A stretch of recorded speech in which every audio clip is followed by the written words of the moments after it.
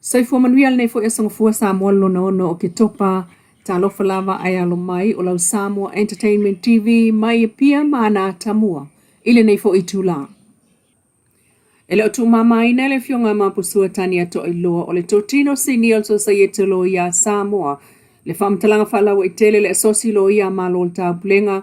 Whaatatau le whamtalanga whaalawa i tele le society lo ia Samoa. O tua ia i lona prestene le fionga fiona e. I lona whaia e au noa masesila fia o le loa loa o le society lo ia Samoa. O le sa nafi lima o ke topa len whaalawa i tele le tali le fionga mapusua. Il whamtalanga le asosi lo ia malo ta pulenga. E ala i lona ta ua tu iai. E na alo ia Samoa lava e lato te sila fia le mta upo e au o na wha talanoa pe talanoa ina. Ma ia te ena malo si ai le awala na wha tinoa i lea whamtalanga e le lato prestene au noa masono ia fo i sila fia. Ma ia wala au whalawa i tele ai i le fionga le prestene ia talo se fono wha atoptopel so sa ia te lo ia Samoa. E tala noa whisanga i aile mata upo e pe ono whelelea i nei lunga sota inga televave po o le Facebook manatu whaali o tōtino o le sosa yete lo ia Samoa. E le ngata o le fionga mapusua ai whapena fo i isi tōtino si ni o sosa yete. Pe tail whamtalanga mai le asosi lo ia malo o taupulenga o lo lato whape mai e le umta upu umai mana umiai sa whaatala noanga e pe ona tula i mai e le mta upu le na whaiai e le prestene le whamtalanga. Mai o lo mausali lava le mau le asosi lo ia malo o taupulenga. E lango sosa yete lo ia Samoa malana lau ai o lana prestene. E pe ona tula i mai ai e pui le tula fono. Pe tai, o le taimi le o lo tupu ai leo wala ngane ai le mata upu le nei alo ia i lunga.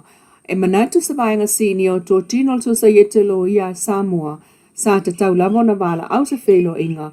Awa o le mta upu e pe ona tau tū le fionga mapusua o mata upu whaaloto i whale lote lava e le sosa yete lo ia a Samoa mona tōtino.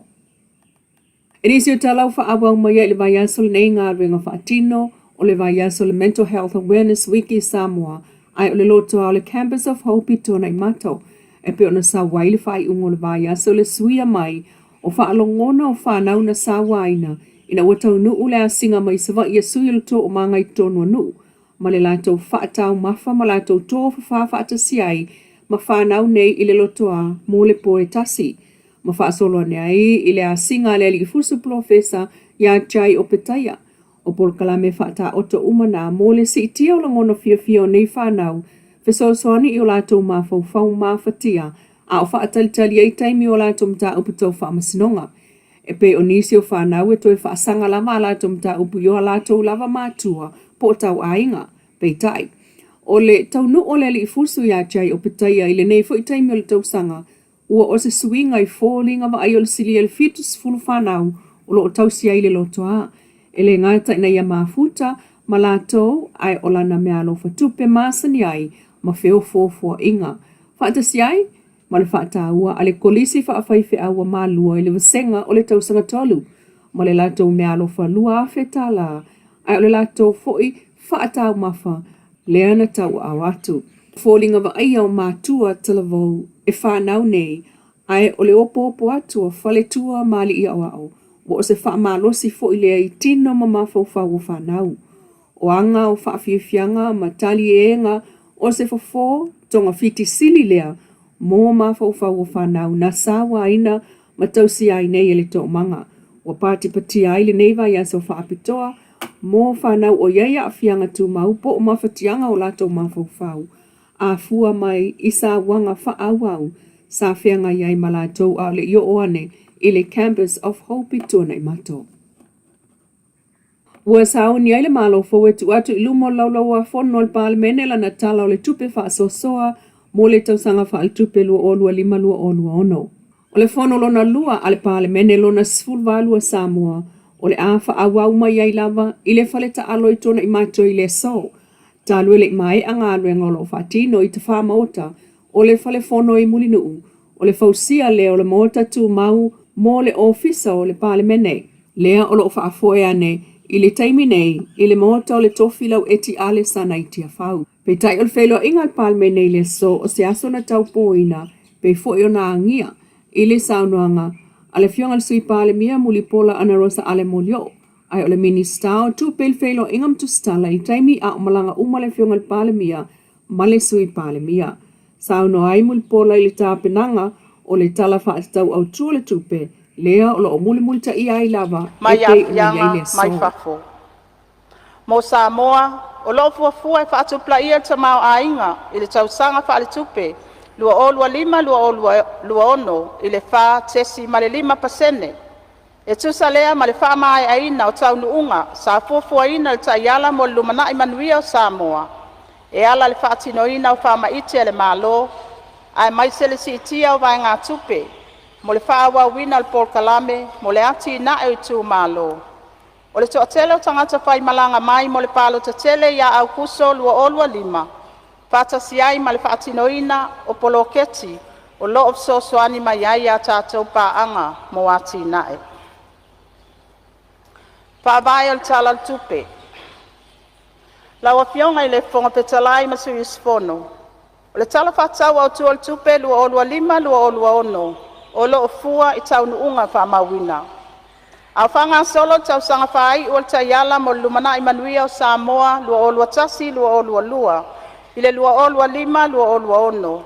Lea sa lima taita ina I fo I le whaatinonga o whamaite le malo I le whātau sanga o mamai. O le nei fo I tala le tupe o le awha mai a ina I ati nae e whaatino le malo I lalo le ta yala lumana I manuia o Samoa o loo iai nea. Loo iai nei. Ma fausi ai se whaavae. E tāpena ai le isi tai ala fou, mo le ati na e o Samoa, I le isi 5 tausanga. O le tala whaatau au tu o le tupe o lo fuafuaina, I le tūlanga ngā whatia o le tamau ainga o iai nei. E ui o loo mausali le tamau ainga, ai o loo whaawau pēa le whengai o tangata Samoa ma pisinisi, malu I tau o le soifuanga. Ona o tūlanga la matia o iai nei le tamau ainga o le lalalangi. Ona o lea, wala ngā tatau le malo na wha mausali whainga whaavae. Mo le pule ina le lei o tupe. Whaapea le toe una ia atili o ne taiala au tū. Mo le wha maiti o le tamau ainga. Ina ia mautinoa wano tutusa mo ainga manu uma o Samoa.